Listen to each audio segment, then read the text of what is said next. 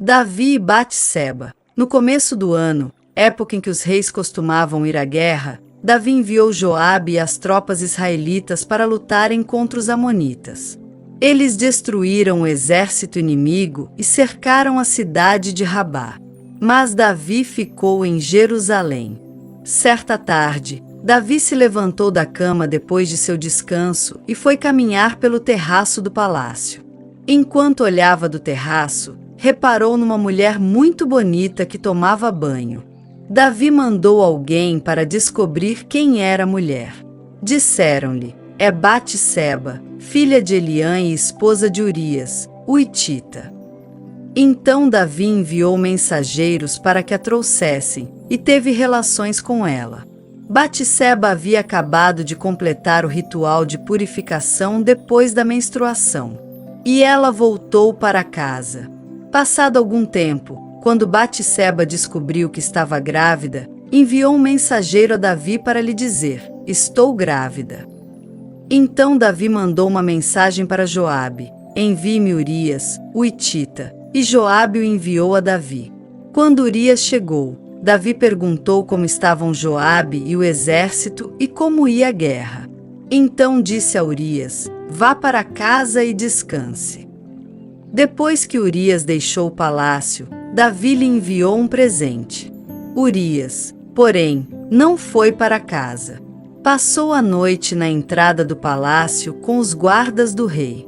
Quando Davi soube que Urias não tinha ido para casa, mandou chamá-lo e perguntou: o que aconteceu?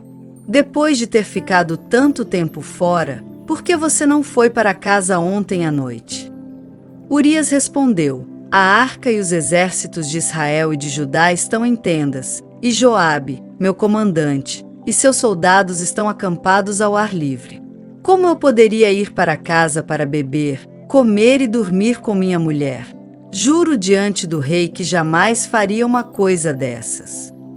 Então Davi lhe disse: pois bem, fique aqui hoje, e amanhã poderá retornar.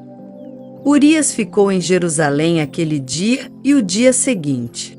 Davi o convidou para jantar e o embriagou. Outra vez, porém, ele dormiu numa esteira, com os guardas do rei, e não foi para sua casa. Davi trama a morte de Urias. Na manhã seguinte, Davi escreveu uma carta para Joabe e mandou Urias entregá-la. A carta continha a seguinte instrução: coloque Urias na linha de frente, onde o combate estiver mais intenso. Depois, recue para que ele seja morto. Então Joabe colocou Urias numa posição próxima do muro da cidade, onde sabia que estavam os principais guerreiros do inimigo. Quando os soldados inimigos saíram da cidade para lutar, Urias, o hitita, foi morto junto com muitos outros soldados israelitas. Joabe enviou a Davi um relatório da batalha. Disse a seu mensageiro: conte ao rei tudo o que aconteceu na batalha. Pode ser que ele fique irado e pergunte: por que as tropas se aproximaram tanto da cidade? Não sabiam que atirariam contra eles dos muros? Acaso Abimeleque, filho de Gideão, não foi morto em Tebes por uma mulher que atirou uma pedra de moinho do alto da muralha? Por que chegaram tão perto dos muros? Então diga-lhe: seu soldado Urias, o hitita, também foi morto. O mensageiro foi a Jerusalém e deu um relatório completo a Davi. O inimigo saiu contra nós em campo aberto, disse o mensageiro. Quando os perseguíamos de volta até o portão da cidade, os arqueiros no alto do muro atiraram flechas contra nós. Alguns dos homens do rei foram mortos. Entre eles estava Urias, o hitita. Davi respondeu: diga a Joabe que não desanime. A espada devora este hoje e aquele amanhã. Lutem bravamente e conquistem a cidade. Quando a esposa de Urias soube que seu marido havia morrido, chorou por ele. Terminado o período de luto, Davi mandou trazê-la para o palácio.